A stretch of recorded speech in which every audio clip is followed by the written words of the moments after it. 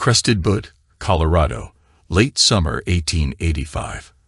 Abigail Hawthorne stood at the top of the steps leading off the train, immediately assailed by competing scents. The fresh, evergreen wind off the Rockies clashed with the mechanical steam odor of the train, both mingling with the smoky haze from the small town. Though it had only a few hundred residents, it supported 1,000 or more miners in the area. She adjusted the bustle of her dress and tucked the small pillow she'd been sitting on under her arm. Thankfully, her dress wasn't the full Victorian bustle style common back east, which would have made the train ride unbearable. Looking down, she saw her 3 traveling companions staring back up at her. 2 of them stood out among the townsfolk. The first was a short, thin, balding man, impeccably dressed, and wearing spectacles. Edmund Horace was a lawyer from Denver who had been her father's attorney for several years. It bothered Abby that he rarely smiled, and when he did, it sent shivers down her spine. Towering over him was the man they called the Swede.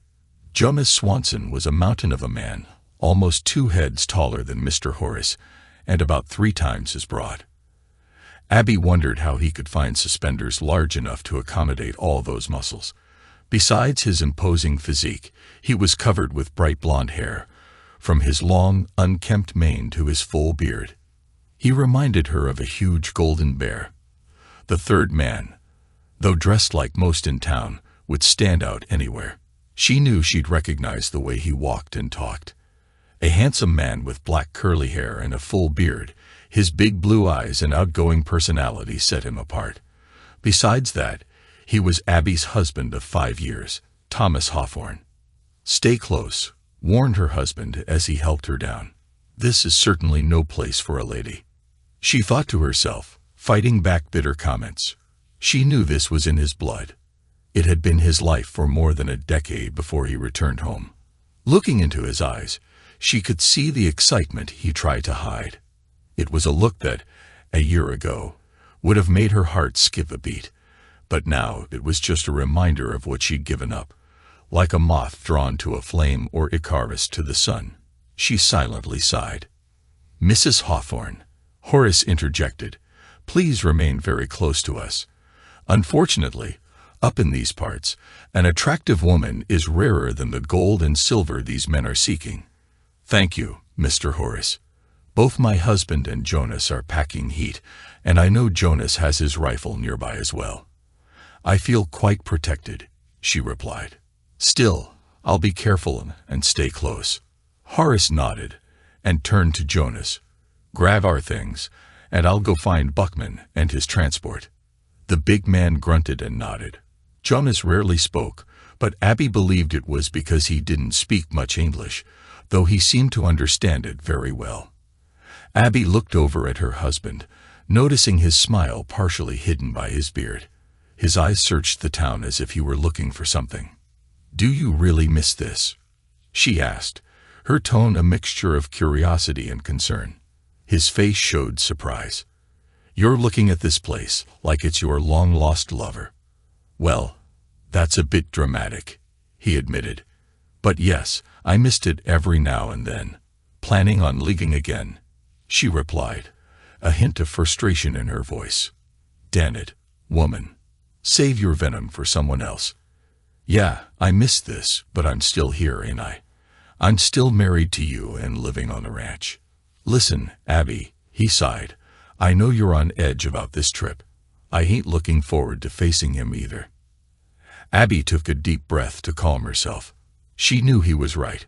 She'd been tense for the past 4 months since everything had started to unravel. Now, facing her ex-husband promised to be a nightmare. "I'm sorry, Thomas. You're right. This trip is upsetting. Things haven't been right since Sarah ran away last May. Now having to face Jeremiah again is bringing back a lot of bad memories." "You know this meeting has to happen," he said. "As for Sarah, well, I told you I didn't do what she accused me of. She's still angry about her father. I'm sorry she ran away, though." Abby replied softly. "She never forgave us for getting married," Thomas said, his frustration resurfacing. "Back then, you were drinking pretty heavily," she reminded him. then at Abby. "Not here. Not now," he snapped. Abby turned away and looked over the little mining town, forcing herself not to dwell on the past several months. She remembered better times when she had moved to the Colorado Territory with her father, Henry Thompson, at the age of 6. They left Pennsylvania a few months after her mother had died, arriving in Colorado several years after the Pikes Peak or Bust gold rush. Her father wasn't searching for gold. He was seeking riches of another kind. He purchased a ranch that was one of 3 covering a small valley on the southeast base of Pikes Peak. The valley had the potential to become valuable if the railroad ever went through. Their ranch was adjacent to the 2 others in the valley, the Old Wilson Place and the Hawthorne Ranch. Old Man Wilson lived up to his name and seemed to have a bone to pick with just about everyone. The Hawthornes, on the other hand, were a blessing. With so few other children in the area, she was lucky to have 2 close friends in the Hawthorne brothers, Thomas and Jeremiah. She was the same age as Jeremiah, while Thomas was a couple of years older. The 3 grew up inseparable, and Abby smiled thinking back to the countless hours they spent playing together after finishing their chores. Even back then, the brothers were polar opposites. Jeremiah always had to be the lawman, while Thomas played the outlaw. She had always taken on the role of the damsel in distress or the princess. Funny how I was drawn to the one with wanderlust even then, she thought. They had only been on the ranch for a few years when the war broke out. It hadn't affected Colorado much, but it did impact the Hawthornes. Mr. Hawthorne left his wife and 2 young boys to fight when Thomas and Jeremiah were only 11. He was gone for 2 years, but when he returned, he was a changed man. Abby remembered him as loud and full of laughter before, but the man who came home was a crippled, broken version of himself. He had lost his right arm and was partially blind in his right eye. His spirit was diminished, and Abby could count on one hand the number of times she heard him laugh after his return. Her father had said he died in the war, but his body just hadn't lain down yet. His condition strained the family. Mrs. Hawthorne nursed him, but everyone knew she wasn't very interested in the ranch. Thomas and Jeremiah essentially ran it under their father's oversight. It was Abigail's dream to stay in the valley and raise a family, and that seemed to be Jeremiah's dream as well. Thomas, however, had other aspirations and wasn't interested in a life on the ranch. His outlaw personality and craving for adventure matched his vagabond spirit. She loved both Thomas and Jeremiah back then. Jeremiah had been her knight in shining armor, while Thomas had been the adventurous spirit who captured her heart. Like most dreams, reality crushed hers when shortly after his 17th birthday, Thomas left to seek his fortune, searching for gold and silver in the Rockies. It broke her heart, but it made her choice easy. Jeremiah was her future. At the age of 16, she and Jeremiah were married. Their marriage started off rocky, especially when Jeremiah discovered that Abby wasn't a virgin. She had given herself to Thomas just before he left. It took time, but they worked through it, and the marriage began to improve. The only other rough patch during those first years came after she gave birth to Sarah. The birth had been difficult, but their daughter was healthy. Unfortunately, Abby was never able to carry another child, which broke her heart. Yet Jeremiah was her rock during that time. His love and attention helped her heal, and her love for him grew. Around that time, Henry Thompson had been busy as well. A small village at the mouth of the valley sprang up. It wasn't large, only about 50 people lived there, but it had the basics of a town. A general store, a church, a smithy, and a boarding house with a tiny saloon attached. Abby was aware that her father owned a stake in nearly all of them. Unsurprisingly, it was called Thompsonville. She and Jeremiah had been married just over 6 years when Mr. Hawthorne quietly passed away. Mrs. Hawthorne decided to go to San Francisco to stay with her sister. Jeremiah told Abby that his father had left the ranch to him and Thomas, with a provision that they care for their mother. A year later, in 1877, the Denver and Rio Grande Railway and the Atchison, Topeka, and Santa Fe Railway went to war over access rights. The most notable incident was a major standoff when Bat Masterson and his men from Dodge City, hired by the ATSF Railway, took over the roundhouse in Pueblo. A man from the DRG Railway ended up bribing them to leave. During those years, there were rumors of homesteads being burned and people being run off their land. The valley was tense with fear, and that was when her father brought the Swede onto the ranch. Despite the Swede's presence, the railway war touched the valley. The Wilson Ranch burned one night, just a couple of months after Old Man Wilson's grandson and his new wife had arrived to help on the ranch. Old Man Wilson perished in the fire, and his grandson was badly burned. Not a week later, the grandson and his wife left, but not before selling the ranch to Henry Thompson. Her father explained that they did it because the grandson couldn't rebuild.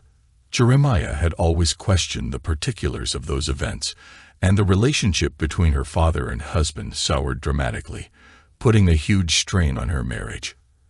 Abby felt like she was constantly defending her father to Jeremiah. As the railway wars continued, Abby's marriage began to slowly fall apart. They argued more frequently, and there were fewer nights when they didn't go to bed angry at each other. Gone were the nights filled with warmth and affection.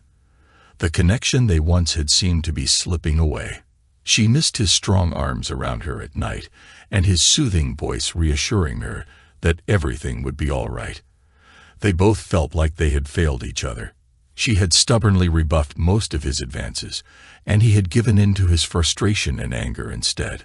Sometime later, Jeremiah told her he needed to check on something and would be gone for several days.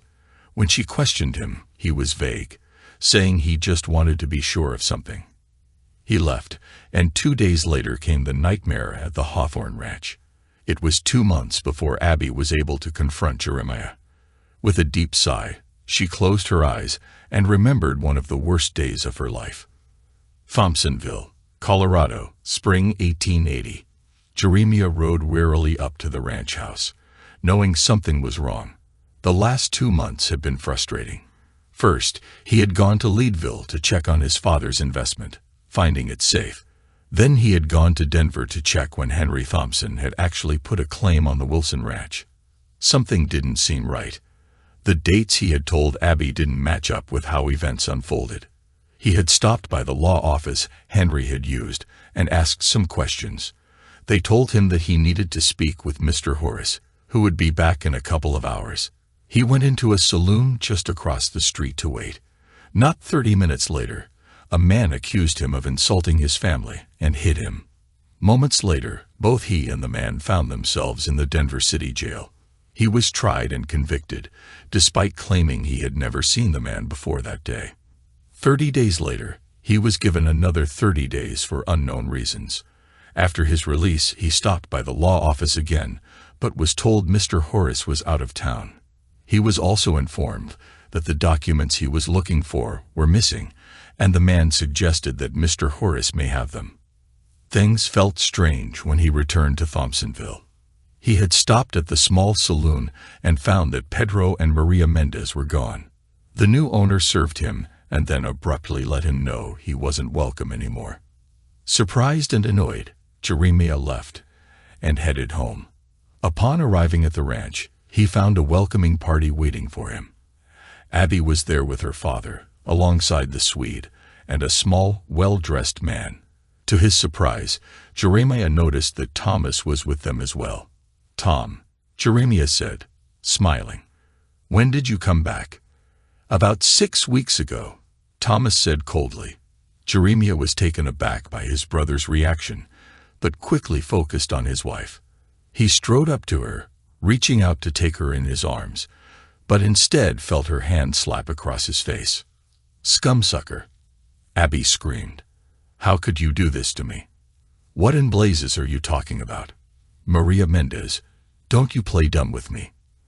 "I'm not playing dumb. I don't know what you're talking about." Maria said she was with child. "Oh God," Jeremiah snorted. "Whoever the father is had better run before Pedro gets a hold of him." "She said it was you, you scumsucker," Abby replied in shock. "What? You're right, Henry interjected. Pedro wasn't happy and came after you. Pedro never talked to me, Jeremiah stated. This isn't funny, y'all. No, it's not, son, Henry said in a patronizing voice. Don't you ever call me that, you hear? I ain't your boy, and I never touched Maria. Abby, you've got to believe me, he insisted. She said you did. And then you shot her, Henry replied. What? Jeremiah stammered. Pedro is dead. No, Henry said. You just wounded him in the arm. I never shot Pedro, and I sure as hell never slept with Maria. That's not what they say, Henry continued. And that's not what they told the Colorado Springs sheriff. That's a lie. Where are they? I'll get to the bottom of this. They're already gone, Abby yelled, tears filling her eyes. Yes, Henry said calmly. They left shortly after they talked to the sheriff. I believe they were headed to Santa Fe or further south. What, they'd just up and left their boarding house and saloon? No, I bought it off them, so they'd have money to start over somewhere else. This stinks, Henry. It smells like someone's trying to frame me. Jeremiah turned to his wife. Abby, you can't believe. Jeremiah's heart froze as he saw her in Thomas' arms, being consoled. The look on his face shifted from anger to great sadness. No, he groaned. Abby, please tell me you didn't. Thomas, why are you holding my wife? She was hurting, Jeremiah. After what you did. I didn't do anything, Jeremiah retorted flatly, anger rising again. So you came back just in time to swoop in and take my place. Is that what you're telling me, dear brother? How long have you been? Thomas said nothing, holding Abby tighter. You son of a... Jeremiah growled, starting toward Thomas. Unfortunately, he was so focused on the couple that he didn't see the giant shadow moving toward him. The Swede hit him once, but it was more than enough to knock Jeremiah out. When he came to, he was lying on the floor inside. He struggled to stand and leaned against the wall for support. In front of him sat Henry and the smaller, well-dressed man.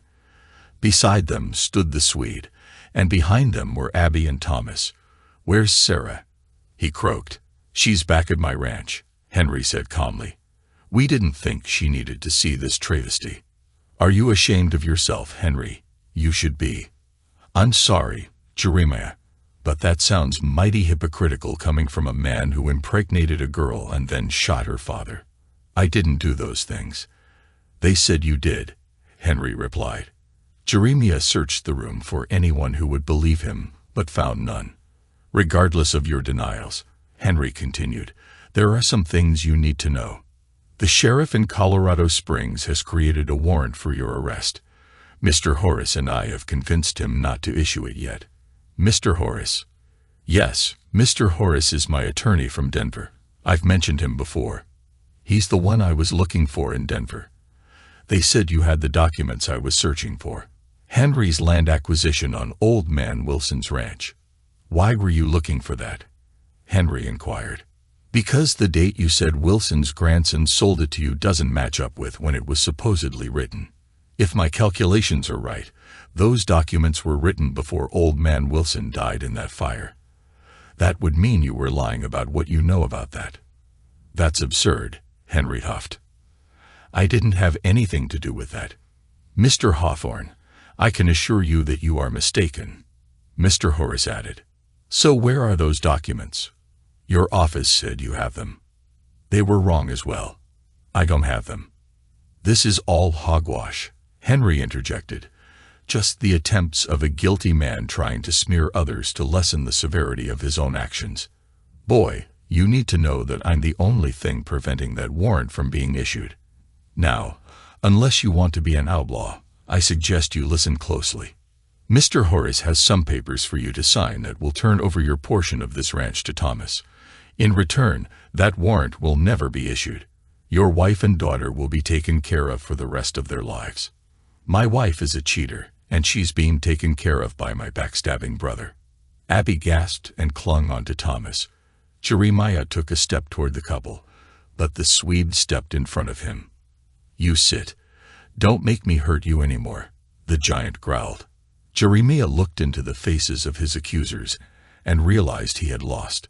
Spending time in the Colorado Springs jail would be futile.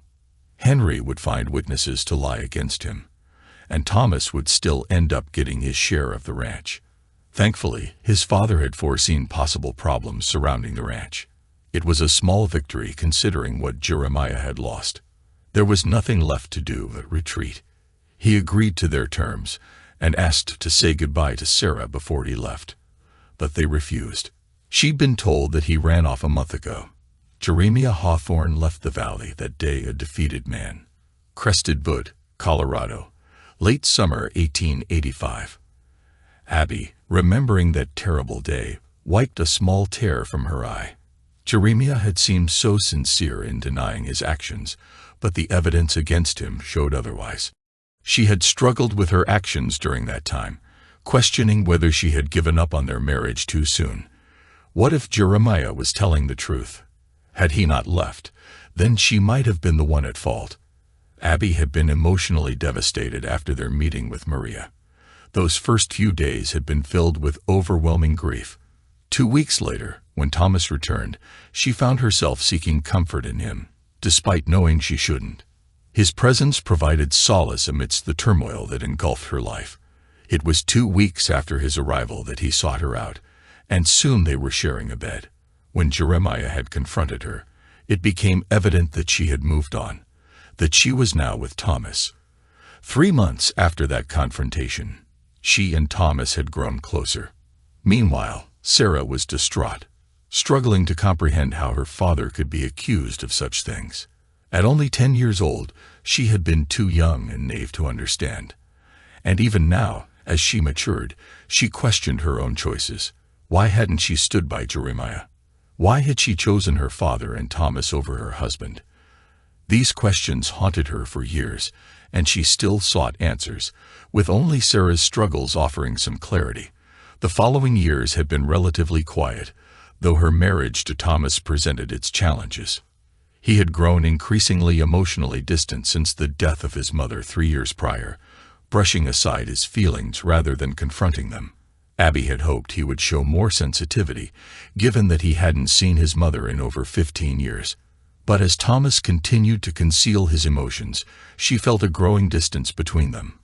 Compounding this was a nagging suspicion that Thomas might be unfaithful, particularly during his monthly trips to Colorado Springs. Despite confronting him multiple times, he always denied any wrongdoing, leaving her without proof. His restlessness began to surface more frequently, and she noticed his resentment towards their life on the ranch, compounded by an increase in his drinking. Then, 4 months ago, everything came to a head. Sarah had long held resentment towards Thomas for trying to fill her father's role. Her anger had festered over time, leading to numerous clashes between them. Thomas had threatened to discipline her, a claim Sarah vehemently denied. Caught in the middle, Abby felt torn.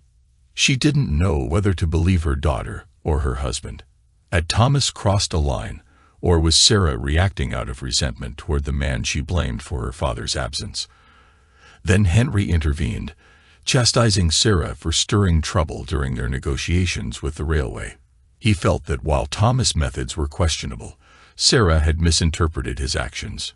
Crushed, Sarah retreated to her room, and Abby tried to console her, but Sarah rejected her comfort, feeling betrayed by her mother's loyalty to Thomas.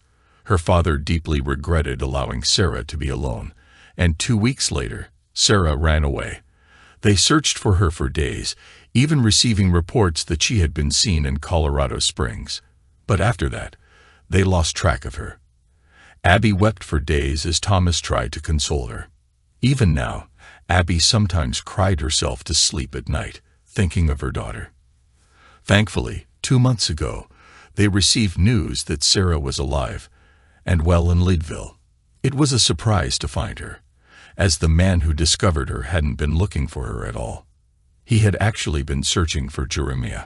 Several months earlier, Henry had uncovered that Thomas didn't own a controlling interest in the Hawthorne Ranch.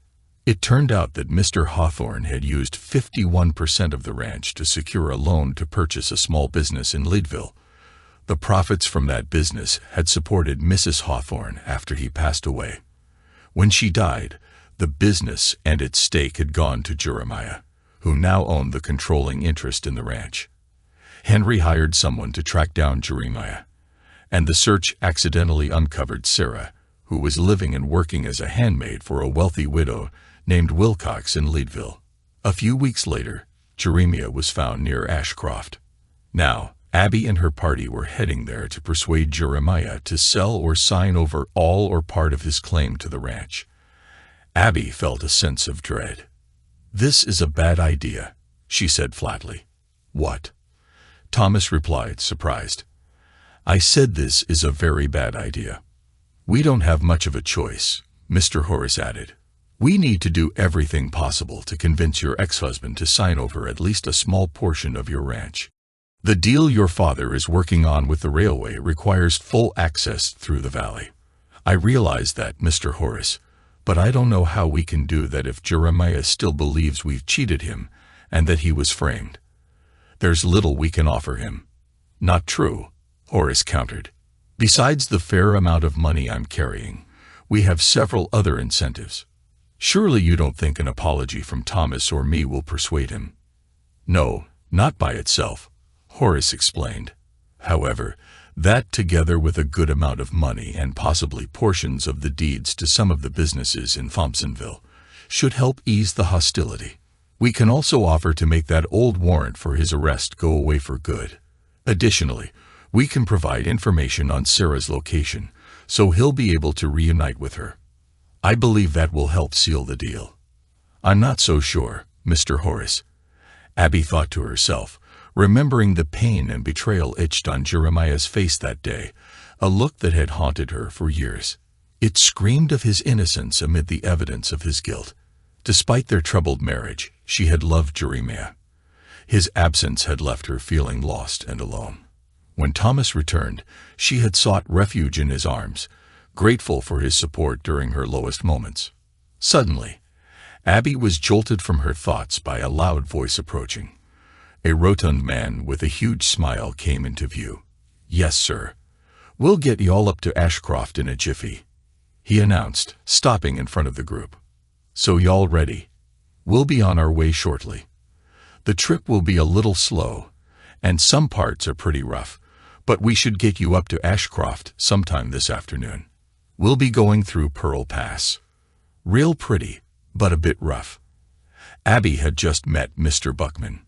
He continued talking as they walked over to his stagecoach, and his chatter continued as they loaded their things. It wasn't until they were leaving Crested Butte that he finally seemed to take a breath. "I'm kind of surprised it all didn't take the stage out of Aspen.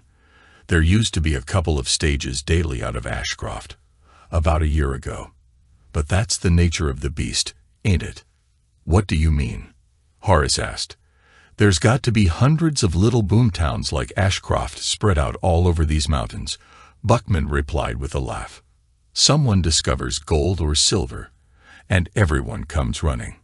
Of course, a town pops up overnight until the gold runs out, and then everyone chases the next rumor of a strike. That's what happened to Ashcroft about 5 years ago. A couple of prospectors made a big silver strike, and word got out. The rush was on, and within a couple of years, a town sprang up that eventually had over 3,000 residents.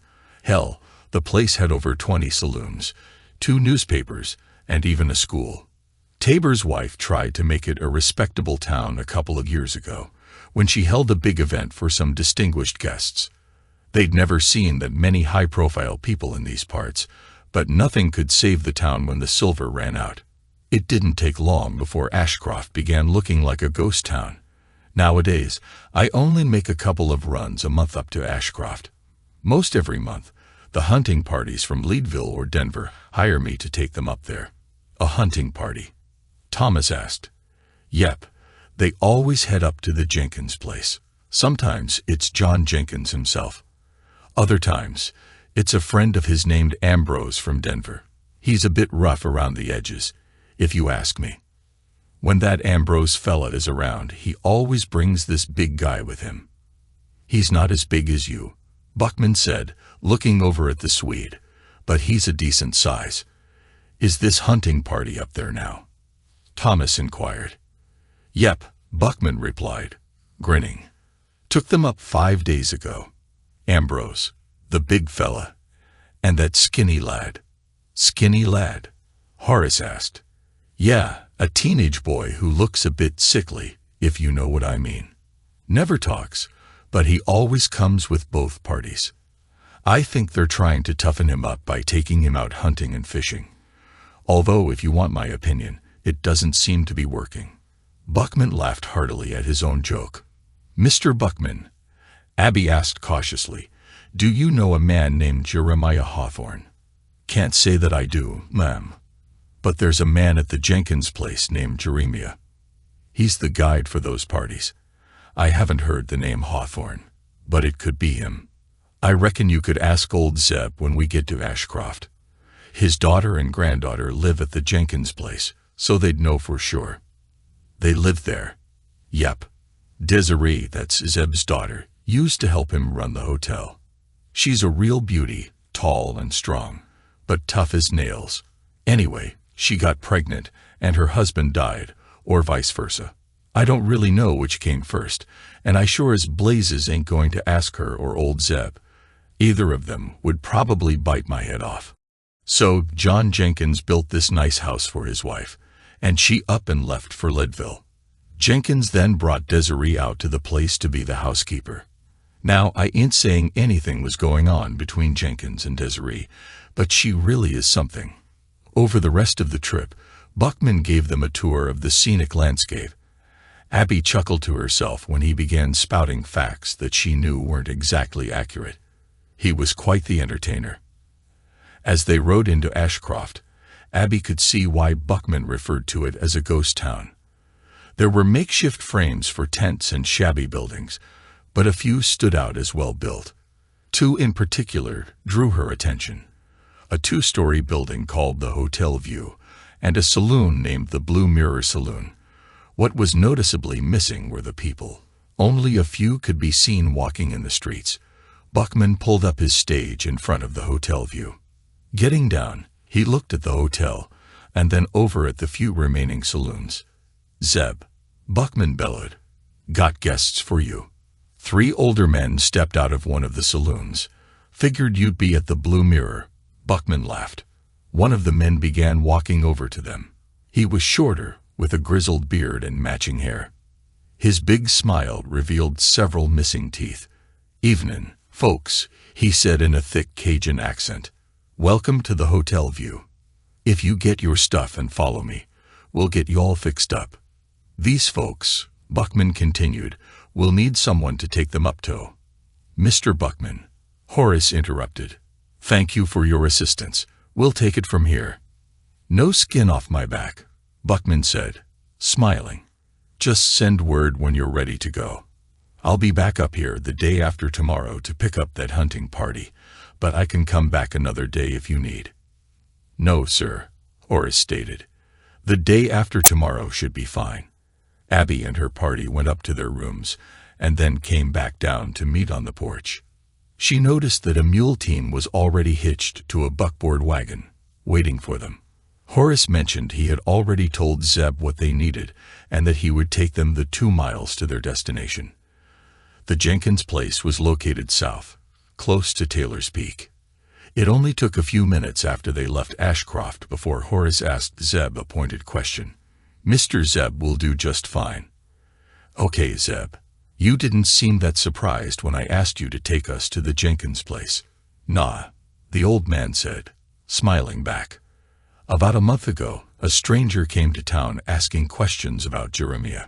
It wasn't too hard to figure there was something unusual going on. If it had been a year or 2 ago, nobody would have noticed. But with everyone leaving, a person asking questions about one of the few who were staying caught attention. How many are left in Ashcroft? Thomas interjected. About 100, give or take, Zeb replied.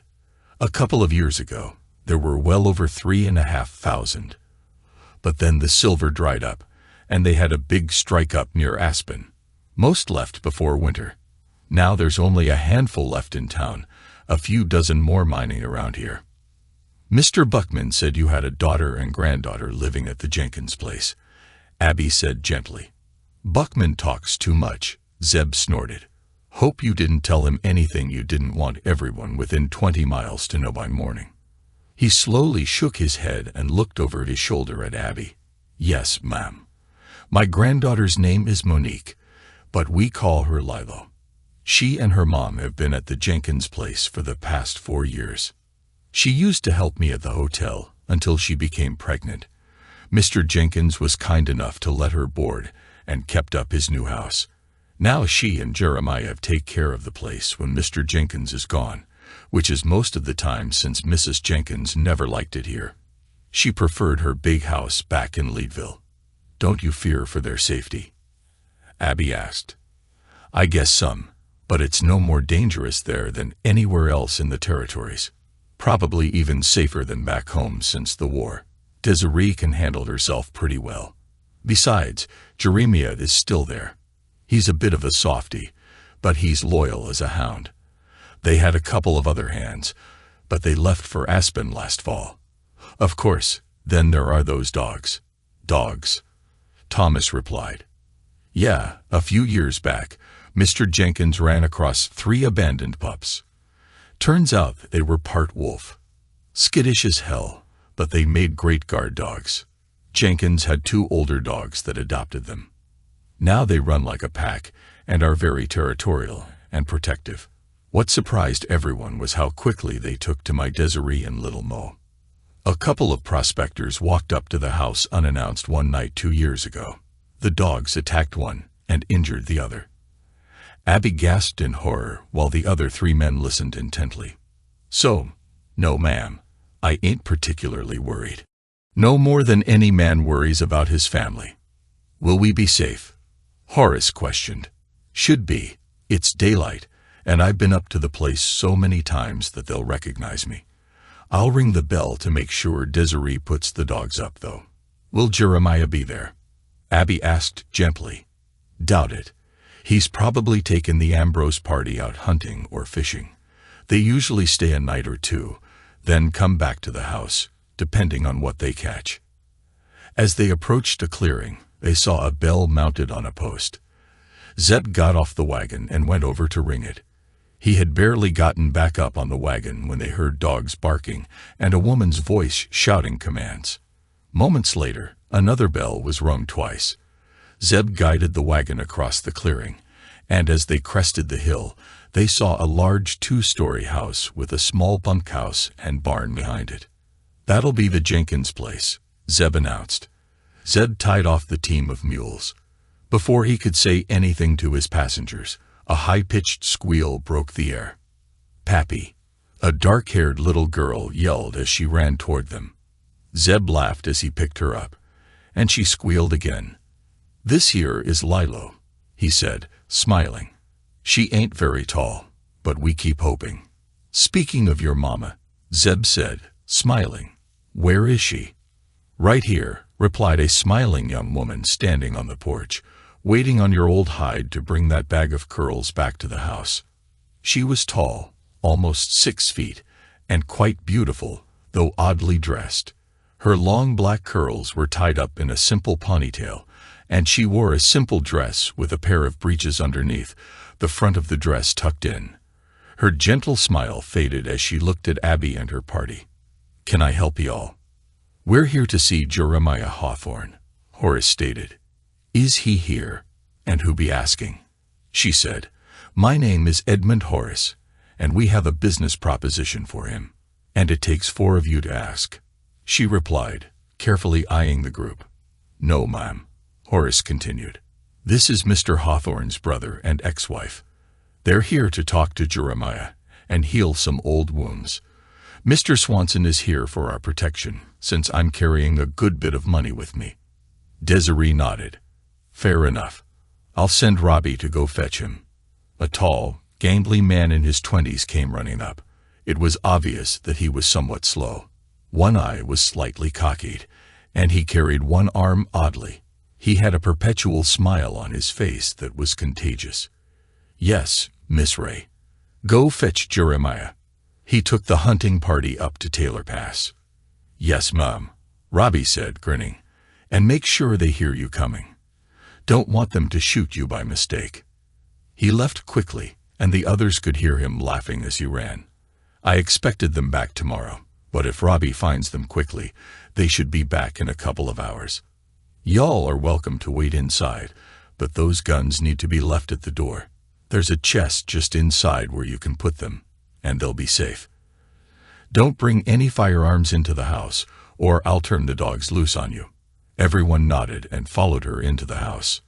Desiree watched closely as Thomas and the others put their sidearms into the chest. As Abby entered the house, she was immediately taken aback.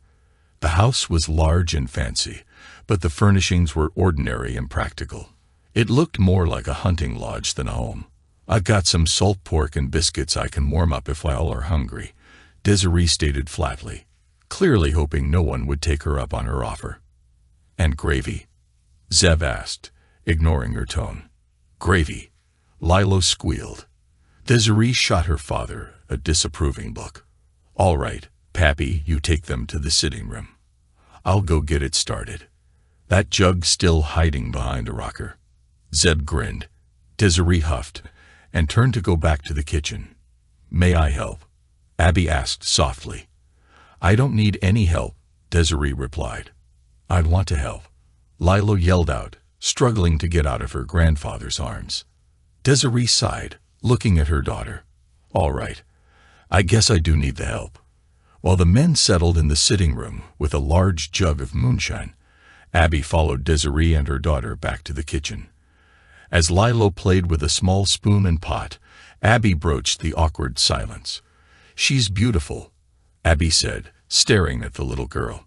"She's a handful," Desiree responded, not looking up from her work. "Is Jeremiah her father?" Abby asked softly.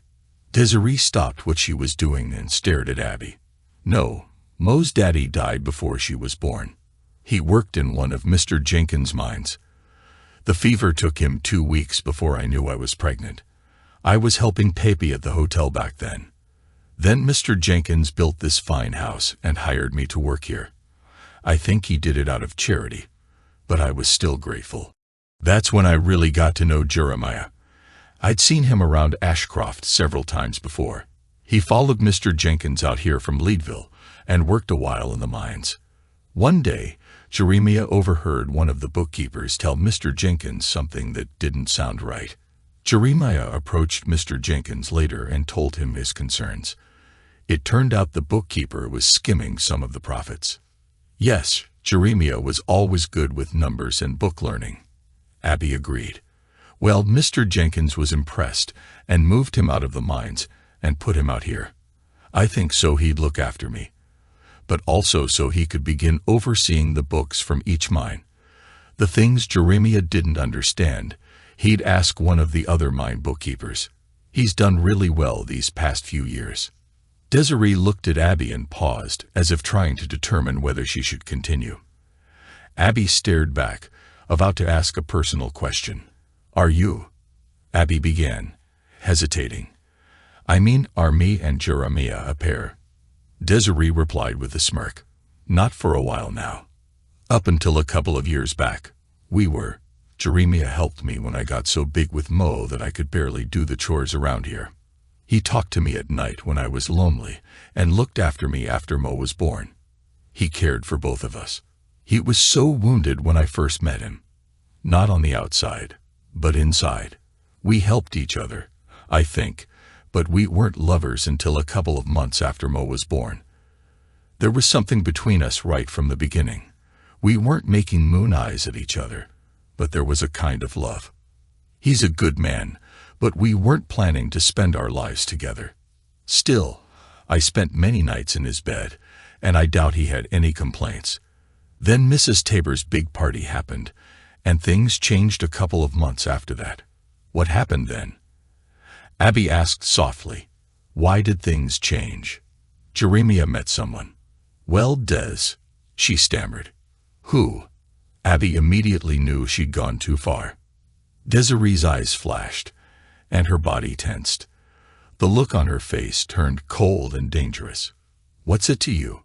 she snapped. You threw him out like he was nothing." "I didn't," Abby started. "Don't lie to me," Desiree growled. "I know who you are.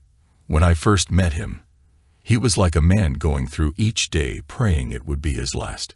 It wasn't until Mo was born that I began to see life in his eyes again. So don't pretend you care about him. I know what you and those scums sitting in there did to him, and it almost killed him." "What I did?" Abby retorted loudly, her own anger building. "What about what he did to me?" "And what did he do to you?" "He cheated on me and got the girl pregnant." "Says who?" "Says the girl he was cheating with. And if she wasn't telling the truth, why would she lie?" "I don't know. Why would she lie? What possible reason would she have to do that?" "She wouldn't," Abigail yelled. "Jeremiah was wrong," Desiree sneered. "You're not blind. You're dumb as a stump." "Hey," Zeb yelled from the sitting room. "Y'all need any help in there?" "Come into my kitchen, old man," Desiree yelled back, "and you'll get a skillet upside your head." Desiree looked over at her daughter, whose eyes were as big as saucers. "Baby, go crawl in your pappy's lap and ask him if he's going to hell because he drinks so much, like Preacher Man says." "Okay, Mama," she said, dropping her things and running into the sitting room. A few seconds later, Zeb called out, "That ain't right, Ray." "No, it wasn't," she called back, "so stay out of it." Turning back to face Abby, she forced a smile that made Abby's skin crawl. "Now, where were we? Oh yeah, you were going to tell me why you believe this woman instead of your husband." "No way. You didn't even give him a chance to defend himself, did you? He disappeared for 2 months. Did you even go looking for him? Did you just go climb into bed with his brother that night? That's not how it happened. Well, you better get your story straight and have a good explanation for Jeremiah when he gets back. 'Cause if you don't, he'll throw you off this property, regardless of how big that Viking is in there." Abby took a deep breath and swallowed, following her response. They needed to keep their talk with Jeremiah as calm as possible. If this was what was in store for them, then their confrontation with Jeremiah was going to be ugly. Abby worked in silence alongside Desiree as they prepared and served a makeshift meal. A few hours later, just before sundown, they heard the dogs announcing someone's arrival.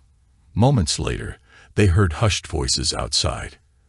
Abby realized Desiree had slipped out and was probably talking to Jeremiah before he came in, letting him know that it was safe as well. Abby felt her stomach tighten with anticipation as soon as her ex-husband walked into the house. He looked much like he had 5 years ago, maybe a little leaner. He was no longer clean-shaven, a look Abby had always preferred. Instead, he had replaced it with a trimmed mustache and goatee. Missing as well was the gentle smile and warmth in his eyes. Now those eyes were cold and hard. "This is a fool's errand," she thought to herself. It appeared Jeremiah was about to yell at them when he was interrupted. "Maya!" the little girl yelled, and threw herself at him. Without looking, he caught her and swung her around. Her squeal of delight brought a temporary smile to everyone. Jeremiah pulled her up into a big bear hug as she giggled. Abby felt a twinge of sadness as she remembered Jeremiah doing that same thing with Sarah when she was little. "Emo, you little rascal. Go find your mama," he laughed as he put her down. "She's outside with your pappy and Robbie." The little girl skipped out the door, laughing as she went. Jeremiah turned and glared at them, his expression indicating that any joy had left with the little girl. "What do y'all want?" he asked coldly. "Mr. Hawthorne," Mr. Horace began, "we've come here with a proposal that I think you'll find quite beneficial." "I remember you," Jeremiah said. "You're King Henry's representative. Have you thrown any orphans or widows out on the street this month? I figured you might get some kind of bonus for that, since you've sold your soul to the devil." "Mr. Hawthorne, I assure you—" "Stop right there," Jeremiah interrupted. "Your assurances mean nothing. I trust a rattlesnake before I trust any of you." "Be that as it may, sir, I believe we have a business proposal that will benefit everyone." Horace continued, unfazed by Jeremiah's hostility. Jeremiah's laugh was devoid of mirth. So King Henry finally found out he doesn't control the ranch. He found out about the livery stable in Leadville. Yes, we were all quite surprised, Horace admitted. I'll bet you were, Jeremiah retorted. My father might have been a little touched in the head when he returned from the war, but he could still smell a skunk. He got that bank in Leadville to loan him the money to partner with someone he knew from the war and buy that livery. He staked a majority share of our ranch against that loan. Each month, the profits would be split, with our share going to pay off that loan and still provide a stipend for Mama after he died. That way, she'd have a steady stream of money, regardless of what happened to the ranch. He set it up in both mine and Mama's names since he knew I wouldn't run off and abandon her. Jeremiah looked over at Thomas. He would have left it to both of us if you'd stayed around. I never wanted to stay on the ranch, Thomas stated. When you left, you broke both Mama's and Abby's hearts. I needed to leave and go out on my own. Of course, that didn't stop you from coming back and staking a claim on someone who wasn't yours. Ain't that right, dear brother? Gentlemen, please, Horace exclaimed. This isn't helpful. Who said I was trying to be helpful? Jeremiah barked. Mr. Hawthorne, I realize you are angry and feel wronged. I was wronged, Jeremiah emphasized. I was stabbed in the back by those I loved and trusted. Now, why are you here? Please, Jeremiah, Abby blurted. Please hear us out. Like you heard me out. Jeremiah's eyes burned with resentment. Abby flushed before speaking gently. You're right. What happened the day you left was wrong. Things were bad, and then got worse. I'm sorry for how we all seemed to attack you. You, Thomas, and I need to sit down and talk this through. There's a lot to be said from all of us. But first, you need to hear what Mr. Horace is proposing so we can lay all our cards on the table. Please, Jeremiah, just hear him out. All right, Jeremiah growled, walking over to a chair. Let's get this over with. Sitting down, he watched as everyone found a place to sit. You, mouthpiece, he said, continuing to look at Mr. Horace. How are you going to bribe me this time? Mr. Hawthorne, I am here to offer you several things in exchange for all or a portion of your holdings on the ranch. Horace began. Jeremiah shook his head and snorted. What do you think you have that I could possibly want now? To start, I have a significant amount of money here. Jeremiah sat there with no reaction. Plus, Horace continued, I have notes to several deeds in Thompsonville that could be used to back up any type of arrangement we might need to make. Go on, Jeremiah said shortly. Besides that, I have it on good authority that the incident with Pedro Mendez can be made to disappear forever. There will no longer be the threat of a warrant hanging over your head. Jeremiah sat back, looking thoughtful. Is that it? No. Besides clearing the air with your ex-wife and brother, Horace said, smiling, we have some information that might help you reunite with your daughter, Sarah. Really? Jeremiah said wearily. So why isn't she here? Unfortunately, she ran away. Ran away? Why did she run? She ran away, Thomas interjected, because she's always resented me for marrying Abby. Shows she was smart, Jeremiah retorted, glaring at his brother. Calm yourself, sir, Horace said evenly. So where is she? We know where she is, and that she is safe. We are very willing to share that information with you as soon as we conclude our business here. Mr. Hawthorne, Horace continued in a slightly condescending voice, it's obvious that you're not interested in returning to the valley. Why not sever any remaining ties to a place that holds no joy for you? Certainly, we can come to some type of agreement that both sides will find profitable. You're right about one thing, Jeremiah said, glaring at Thomas and Abby. I have no desire to ever go back to that valley. With Sarah no longer there, there's nobody there that I care about. Jeremiah, Abby said softly, I'm sorry for how we confronted you that day. Things were so twisted back then. I know I didn't do right by you in the way I handled things. Didn't do me right. That's a laugh, Jeremiah sneered. I'm thrown into the Denver City jail for a fight I didn't start. People I've never met lie about me, and I spend 2 months locked up. When I finally get home, I find I've been tried and convicted without a chance to defend myself. To make matters worse, my wife was now with my brother. I always knew she had a fondness for Thomas, but I thought we were united in marriage. I never imagined she would betray me like this. Jeremiah's voice cracked slightly, his pain evident. Still don't believe me, he continued, shaking his head. I can't believe it's possible that I was railroaded and that King Henry was behind it. No, Abby whispered, trying to maintain some faith in her father. He wouldn't do that. I've heard that Pedro and Maria's testimonies are on record in Denver, Jeremiah said. They swore to a very different story than what they told you. Mr. Hawthorne, Horace started. Shut up, mouthpiece, Jeremiah interrupted. It's my turn. They told the Denver sheriff they were forced to lie to you. They claimed the Swede threatened them, and then he shot Pedro to frame me. Liar. The Swede barked, starting to rise from his seat. He froze when he heard the sound of a gun being cocked. Everyone turned to see an imposing woman in the doorway, aiming a shotgun at the Swede's chest. Sit back down, she commanded coldly, or I swear to God, I'll end you right here. The Swede slowly eased back into his chair, glaring at Jeremiah. Don't believe me, Jeremiah flatly stated. Go to Denver and see for yourselves. Abby looked between Jeremiah and the Swede, her stomach twisting as she considered the unsettling possibility that she had been missiled. Jeremiah wasn't finished. I have a couple of questions for you both, he said, directing his gaze at Abby and Thomas. Didn't you find it suspicious that my wayward brother would return so soon after I left? Abby remained silent as Thomas spoke. Henry sent me a telegram a few days after you disappeared, right after the Mendes visited. How did he know where to find you? I contacted him a few months earlier, Thomas replied innocently. Your father asked me to come home, hoping I could convince Jeremiah to pool our resources for a deal with the railway.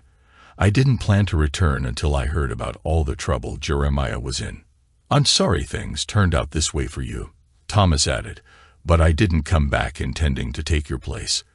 By the time I got there, you had already disappeared, and Abby was alone and in pain. I stay for her. So Henry sent someone to find you before he sent that letter? Jeremiah asked calmly, and Thomas nodded. Then how come he could find you, Thomas, after 10 years of prospecting, and me after 5 years away, but couldn't find me sitting in a Denver jail for 2 months? Surely you both were looking for me, right? Surely Mr. Mouthpiece here contacted his office in Denver. It wouldn't have been too hard to ask someone in the sheriff's office about me, would it? Neither Abby nor Thomas could meet Jeremiah's gaze, their guilt evident. The truth is, Jeremiah continued, neither of you cared if I came back. I was already guilty, convicted without a trial. You both betrayed me, stabbing the person you claimed to love in the back. So you can take your apologies, and keep them. Jeremiah stood in front of them, daring them to meet his eyes, his face contorted in pain, nostrils flaring as if preparing to charge. After a moment of awkward silence, he turned to Mr. Horace. Here's my answer, Mouthpiece, Jeremiah said firmly. There's nothing you have that I want. I don't trust you enough to believe you really know where my daughter is, and there's not enough gold in these mountains to make me comply. Go back to your master and tell him it'll be a cold day in hell before he gets his hands on my family's ranch. As night fell, Jeremiah spoke again, his voice cold and final. I won't throw you out tonight, but I want you gone by morning. Abigail, you can stay in one of the rooms in the house. Zeb and Roddy will sleep here as well. These 3 can have the bunkhouse. Those weapons stay locked up until you leave. Understand? Most everyone nodded as Jeremiah moved to the door and called for Roddy, who came running up to the house. Roddy, I'll leave at dawn to meet up with Ambrose and the others. Please make sure my horse is ready. Sure thing, Jeremiah. Robbie replied. Jeremiah turned to the group. You've got a few minutes before Robbie turns the dogs loose for the night, so I wouldn't waste any more time here. I'm tired, so if you'll excuse me, I'm turning in. With that, the group slowly dispersed. Soon, everyone could hear the dogs barking as they watched over the place. Jeremiah mounted his horse as the sun began to rise, knowing that several spots in Taylor's Pass would still be in the dark. He needed to be careful. Some of the cliffs were steep. He looked over at Robbie and nodded, and Robbie returned the gesture with a grin. During the night, probably before I let the dogs out, Robbie said, "Put the dogs up and keep your eyes open," Jeremiah instructed. "Watch out for Ray and Lilo. Hope to see you all later today, if not tomorrow morning." "Sure thing, Jeremiah," Robbie said. Jeremiah sighed as he rode out slowly. His skin crawled, and his heart pounded, knowing that Horace, or more likely, King Henry, would not give up easily. What their next move would be troubled him. Yet things were now in motion, and stopping them would be like halting a landslide. As he rode, he smiled, hearing Robbie yelling at the dogs.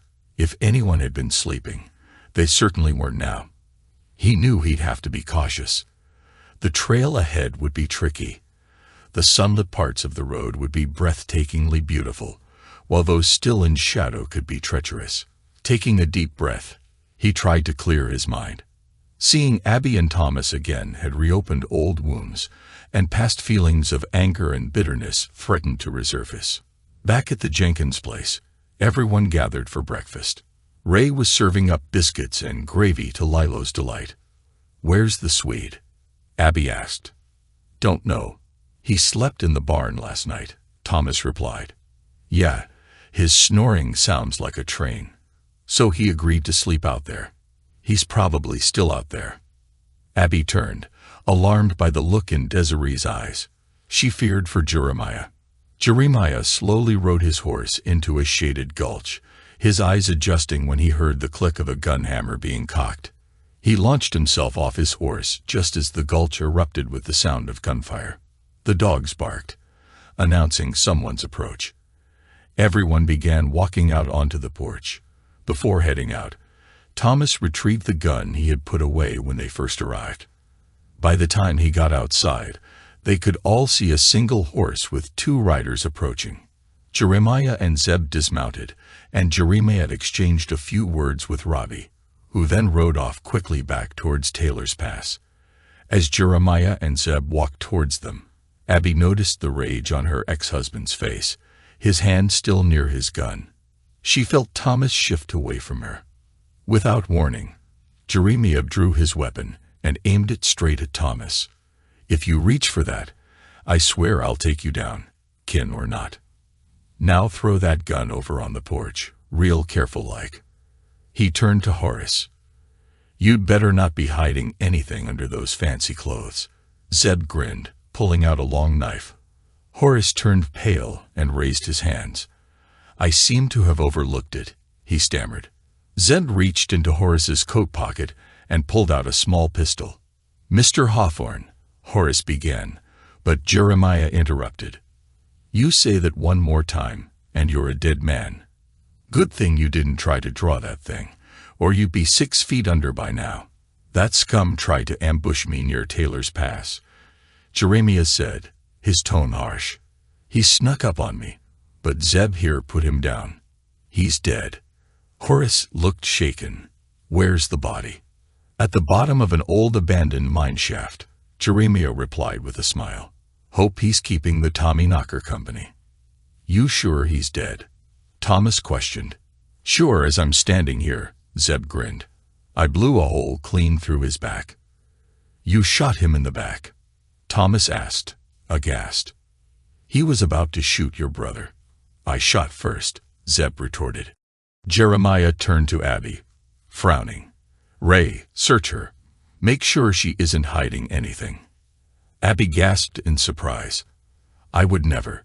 You can't believe that." Jeremiah remained silent, creating an awkward tension. "Take her inside, Ray," he commanded. After the 2 women left, Thomas cleared his throat. Do you really think Abby is armed? What I think is that I don't trust any of you, Jeremiah shot back. A pretty girl like Ray out here amongst all these wolves, both human and animal. I'd put her up against any of you. Almost on cue, both women re-emerged. Nothing there, Desiree smirked. At least nothing special. Abby felt her face flush as Zeb's laughter lightened the tension in the room. The next 2 hours were filled with accusations and denials. Abby and the others denied any prior knowledge, while Jeremiah called them liars. Eventually, both groups reached an exhausted impasse when they heard Robbie's voice shouting in the distance, announcing his return. Slowly, everyone began filing out of the house to greet the returning party. Abby was surprised to see Robbie leading a group consisting of 2 men and 2 teens, a thin boy and a girl. Even though the girl was dressed in typical male attire, Abby recognized her immediately. Thank heaven she's safe, she sighed in relief. Then she thought of Tiffany. Of course she'd tell him her side, and he'd believe her. Her eyes were drawn to the men as they dismounted. The older man had a grizzled beard and carried himself with an air of authority. He was obviously Ambrose, the leader of the group. Beside him was a large man. Buckman had been right. He wasn't quite as tall as the Swede, but he was just as muscular. The young lad named Sam dismounted, and Abby could see why Buckman had referred to him as a Molly. He had several delicate features that suggested he might have been a sickly youth. His clothing was baggy and ill-fitting, and his hairless face was mostly hidden by a large floppy hat. To her shock, he ran towards Jeremiah and launched himself into his arms. Even from where Abby stood, she could hear Sam's gentle sobs. I thought you died. Sam stammered as Jeremiah comforted him. Afternoon. Ambrose's voice boomed, drawing everyone's attention. My name is Ambrose, and this is Mr. Jacob, he said, pointing to his companion. And of course, you already know Miss Sarah. She's told us quite a bit about you all. This is Sam, he chuckled. The group watched as Sam gave Jeremiah a warm kiss, leaving the entire Hawthorne party in silent amazement. What's the matter, Mother? Sarah smirked. Nothing. I just didn't realize. Abby stammered as she turned to look at her daughter. I mean, I know there aren't a lot of women up here. Sarah burst out laughing and pointed back at the couple. Look again, Mother. Don't let the clothes fool you. Sam's hat had fallen to the ground, revealing a long blonde braid that had been hidden beneath it. Let me introduce Sam. Sarah chuckled. Well, more like Samantha. She's Papa's fiancée. Fiancée, Abby repeated, stunned. Sarah nodded as the couple walked arm in arm over to the group. Abby was taken aback by the expression on Samantha's face. It looked like she had just smelled something unpleasant. I know why you're here, Samantha sneered. I also know one of you tried to kill my Jeremiah. I want you off my property. Your property? Thomas asked, but Sarah interjected with a smile. I should have introduced her better. Miss Samantha Jenkins Wilcox. This is my mother and her excuse for a husband. I want you gone by dark, Samantha stated firmly, turning to lead Jeremiah away. Girl's got a fair bit of sand, don't she? Ambrose chuckled. She dresses that way to avoid unwanted attention. You know, a mine owner's daughter wandering around the woods can be a bit strange, but it does make sense, doesn't it? But we haven't finished, Horace interjected. Jacob, Ambrose growled menacingly. You'd best be gone by night. I'd heed that warning if I were you. His strong voice broke the tension. I'm sure there are many questions to discuss. However, a little time to cool down seems in order. I suggest you go back to the hotel. We'll clean up, and then we can have dinner and talk afterward. Will that be all right with you? Zeb, do you think you could convince the Widow Brown to prepare something for a large sit-down this evening? Ambrose continued. I figure she'd probably be able to do that. Zeb snorted. It's been a while since the hotel had a good-sized gathering like that. We'll make sure both of you are well compensated. With that, they all returned to the house, leaving Abby, Thomas and Horace standing outside. Zeb told them he'd get the buckboard and take them back to town. They rode in silence for the entire trip. Once they arrived at the hotel, the trio met in one of the hotel rooms. Abby was the first to speak. "Was it true?" she asked Thomas. "Were the things Jeremiah said true?" "What things?" Thomas replied. "The things Jeremiah said about the Mendes. Were they true?" "How would I know, Abigail? I wasn't even there when any of that happened. And we don't even know if what Jeremiah said was true or just gossip," Horace said calmly. "Even if there's some truth to it, it happened 5 years ago. It's in the past," he added. "It matters," Abby hissed, "because if I was lied to, then I cheated Jeremiah before he cheated on me. My revenge wasn't justified because I cheated on him and slept with his brother." "I'm sorry," Horace said calmly. "I wasn't trying to say it didn't matter, only that it was something that happened years ago. It's not something that can be changed or taken back. I understand that, Mr. Horace, but it does change things in my mind. If it's true, then I need to question those who lied to me. I need to know if my father is involved. Jeremiah was right about one thing, though. I didn't ask my father to try and find him. I was so angry and hurt." "Abby, you can't blame yourself," Thomas started. "Of course I can. I didn't believe him when he came back. So who else can I blame?" "Thomas, you didn't try to find him either." "You're right, I didn't. I'd been gone for so long that I didn't know if Jeremiah was capable of doing those things or not. So instead, I tried to comfort and protect you." Abby turned and stared at the lawyer. "Did my father know, Mr. Horace? What did you and my father know?" "That Jeremiah was in the Denver jail." "Yes," Horace sighed. "We learned that he was there. But you never told me." "What was the point, Mrs. Hawthorne? The Mendes had already spoken to you, and the warrant for his arrest had already been delayed.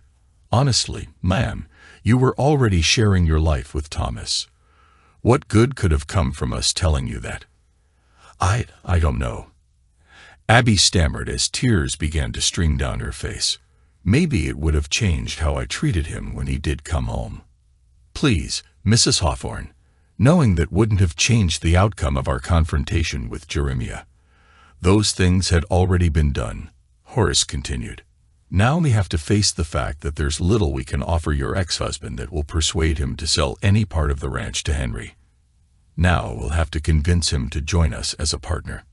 "Good luck with that," Thomas grumbled. "He certainly hates us now. He thinks we sent the Swede to kill him." "Yes," Horace sighed. "I wish the Swede hadn't done that.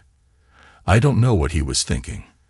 All three stood and stared at each other in silence as the Ambrose party arrived at the hotel just before sundown. Gone was the sensible protective clothing needed for hunting or fishing. In its place was finery that suggested Ambrose, Samantha, and even Jacob belonged mingling with Denver's high society. Sarah, Desiree, and Monique all wore the common dresses of the day, looking every bit the young ladies they were. Samantha walked in on the arm of Jeremiah, who still donned common attire but was clean. Samantha's transformation was startling. The effeminate, shy tomboy was replaced by an attractive young woman who showed no fear in looking anyone in the eye.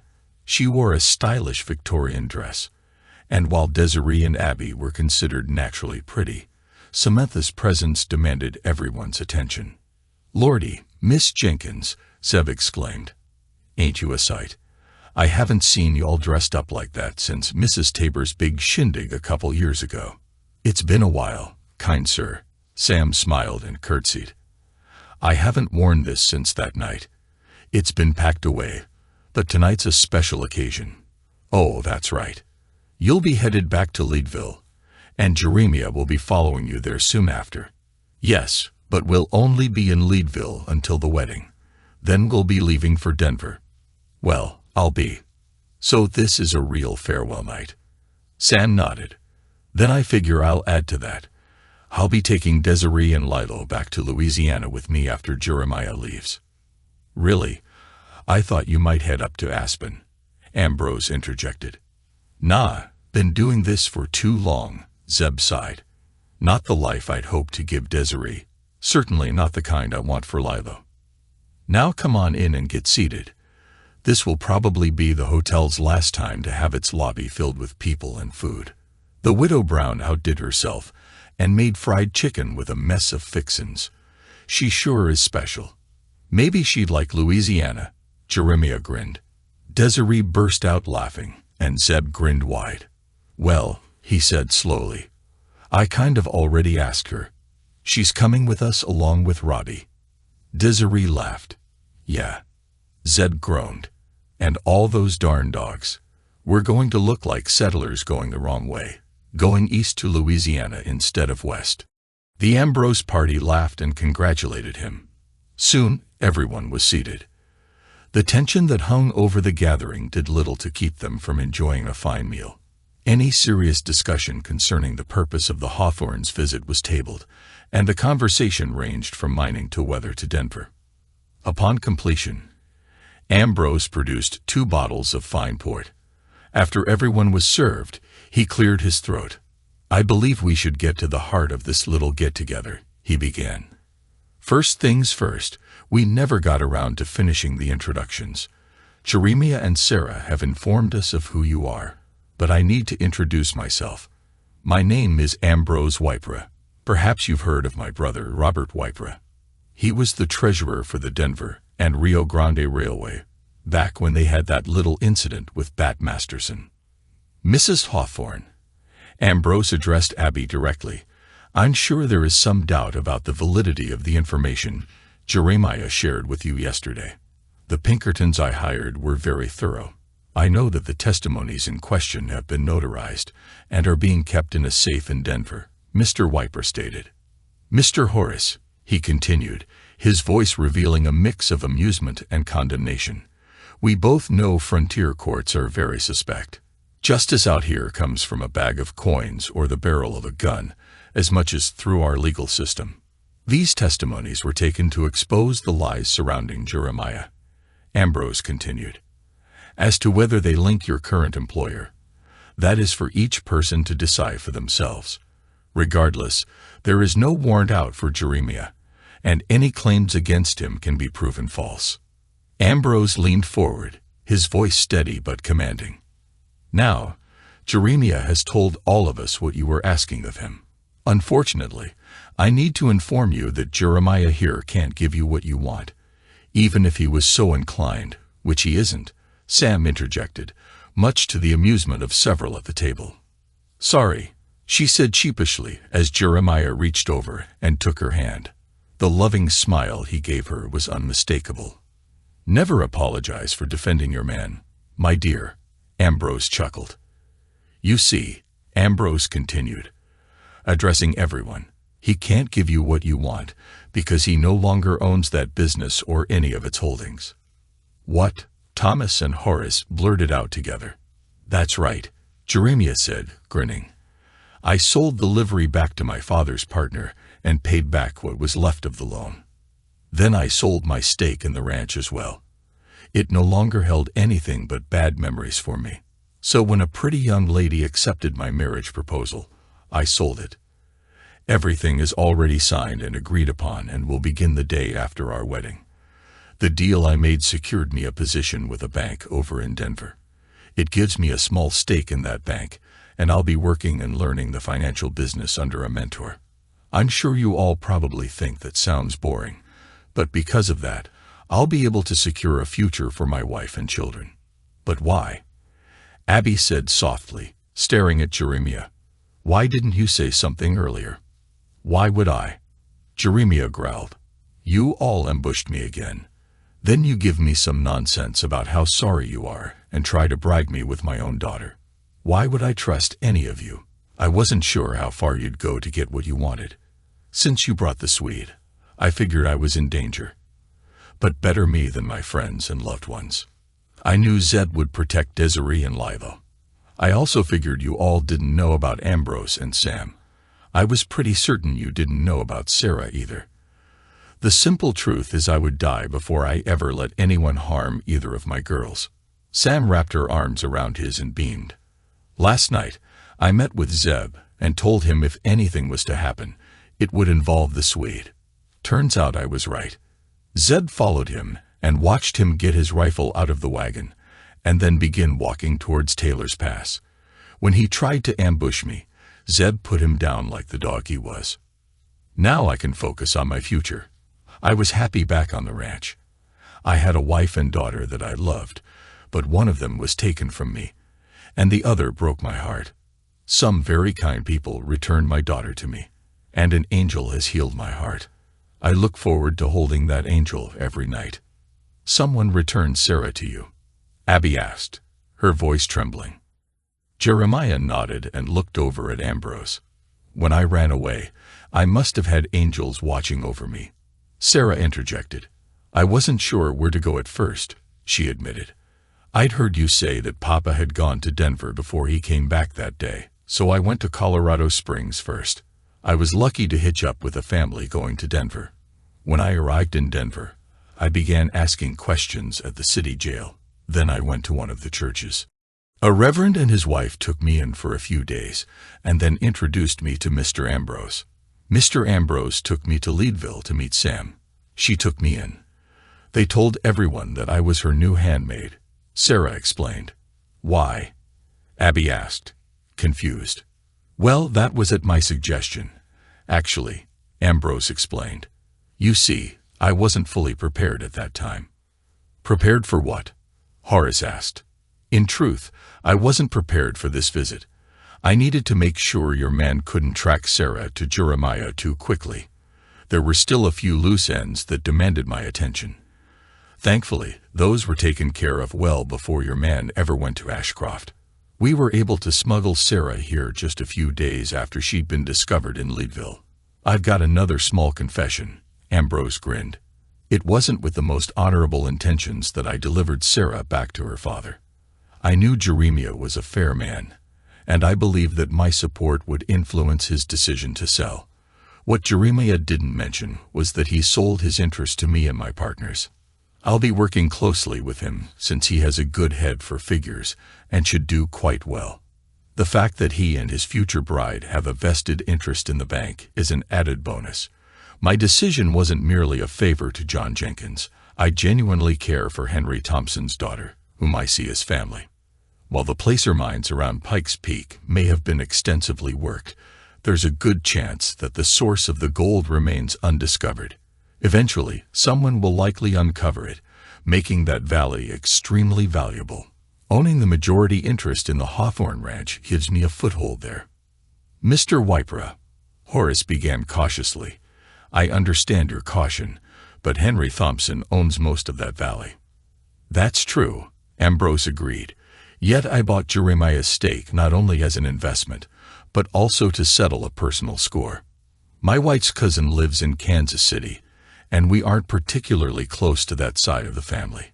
We only learned about this cousin's troubles a few years ago. She married a good man who, unfortunately, found himself caught in the middle of a railway war, facing intimidation and threats. I was shocked to discover that the same man involved in my wife's cousin's misfortunes had been purchasing land and businesses in the area. It was fortunate to learn he had severely overextended himself financially. After some effort, I managed to buy up all of his debts, preparing to take most of his assets, except for his ranch when the time comes. I wouldn't be surprised if there were some unforeseen incidents on that ranch before winter, Ambrose warned. Mr. Horace, please inform your employer that anyone involved with him may be in danger once these matters unfold. Denver isn't particularly safe either, even for lawyers. As the weight of Ambrose's words hung in the air, he moved on. Now that that's settled, would anyone care to join me for a cigar? Zeb, emerging from the kitchen, replied enthusiastically, absolutely. I'll help clean up here first, then I'm in. Desiree laughed and assured him that she and Sarah would assist. Meanwhile, Jeremiah and Sam quietly excused themselves for a stroll outside. Abby lingered for a moment, contemplating her next move. She knew she needed to speak with Jeremiah and apologize, despite the potential tension it might cause with Sam. As she approached, she caught snippets of their conversation. I'm sorry, Jeremiah. "I don't want to be a bother," she heard Sam say. "You're not a bother," Jeremiah reassured her. "It's just that I get anxious sometimes. I know what people say about me, that a man would only be after my money to be with someone like me. They think I'm spoiled, and that I drove my husband to his grave. But you know that's not true, don't you?" Jeremiah chuckled softly.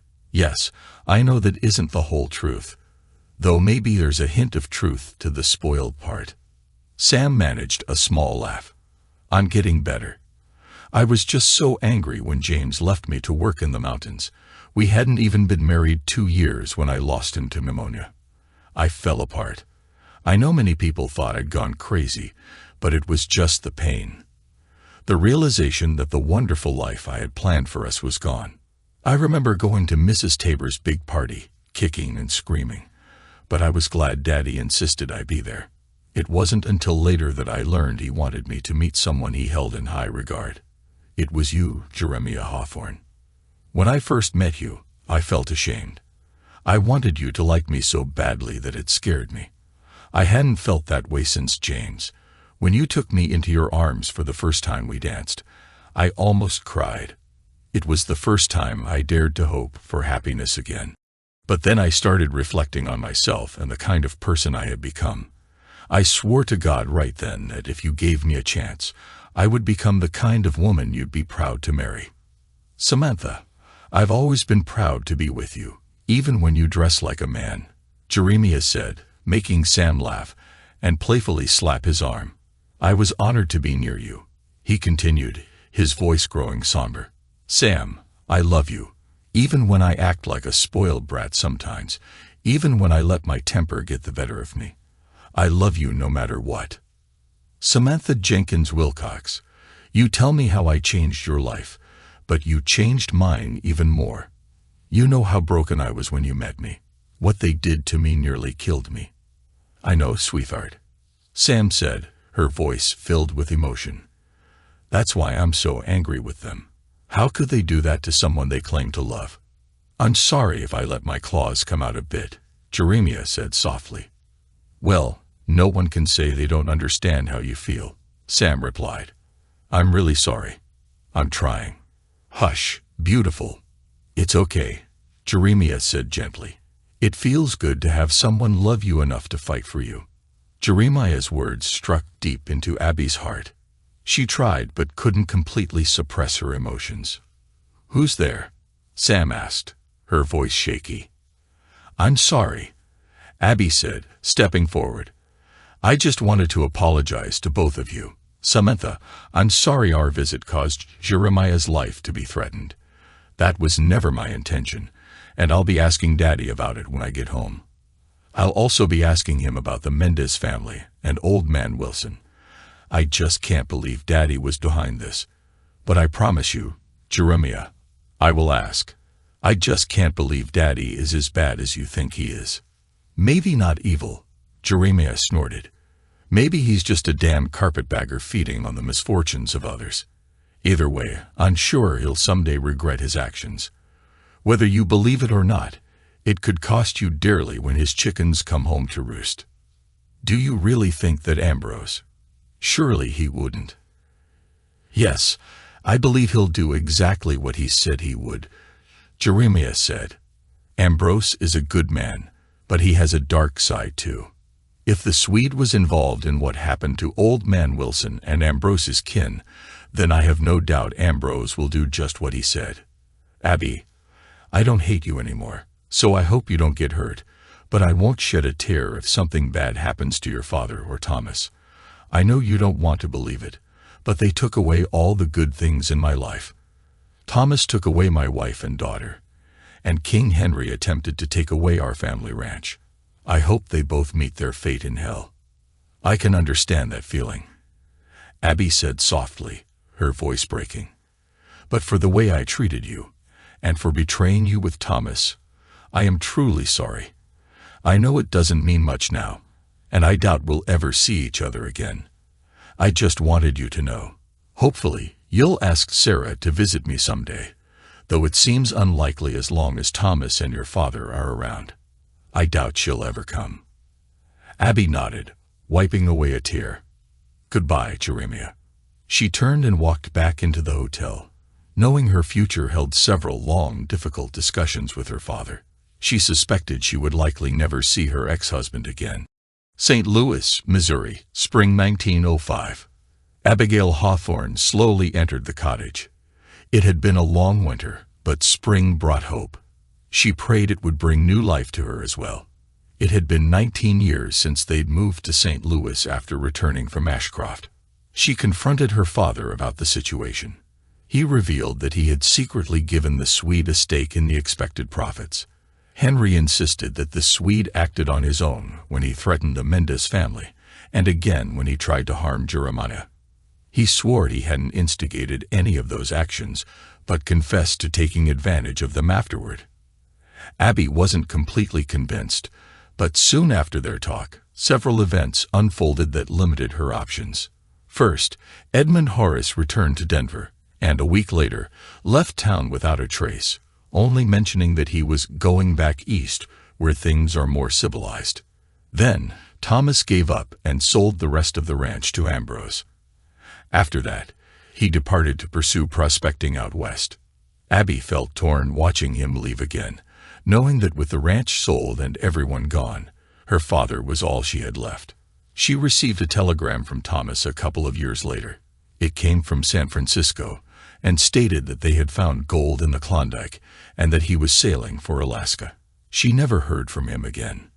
Ambrose Wypra had kept his word. It had taken a little longer than expected, but by spring of 1886, her father had sold almost everything to cover his debts. He had managed to sell the ranch for a modest profit, despite one of the barns burning down just before Christmas. With the remaining funds, they were able to buy this little cottage and a small store. Henry Thompson left Colorado a bitter man, becoming even more despondent in 1891 when a major gold strike occurred in the Cripple Creek and Victor areas. The railroad built a spur that ran through their old valley to service those areas. Ambrose Wypra and his investors became even wealthier. The past years had been difficult. At times, Abby and Henry worked the store until he became too ill. She eventually sold it to care for him. He passed away the previous December, and now she was alone. Although partially by her own choices, over the years she had several suitors, but never felt she could abandon her father. Ironically, the suitors she fancied the most were often the ones her father disliked the most. Now, in her 50s, she found herself alone. She walked over to her bed and sat down. The stillness in the cottage was almost overwhelming. She reached over to a small ornate box beside her bed, opening it to retrieve two items that were very precious to her, a letter and a telegram. She slowly unfolded the letter she had received the day before, which was in response to one she had sent a month earlier. As she began reading the words she already knew by heart, she felt a mix of emotions. "Dearest Mother, I'm writing to fulfill a promise I made to someone very dear to me. He believes it will be good for me and those I love to express my thoughts and feelings and send them to you. He says whether you ever receive this letter or not, it will be healthy for me to write and share whatever I need to say. I won't tell you that I welcomed his request, but I suppose he knows what he's talking about since he's a doctor. I also know he cares for me deeply and is only looking out for my well-being. Truth be told, I would do almost anything for Dr. Harold Thornton, my husband.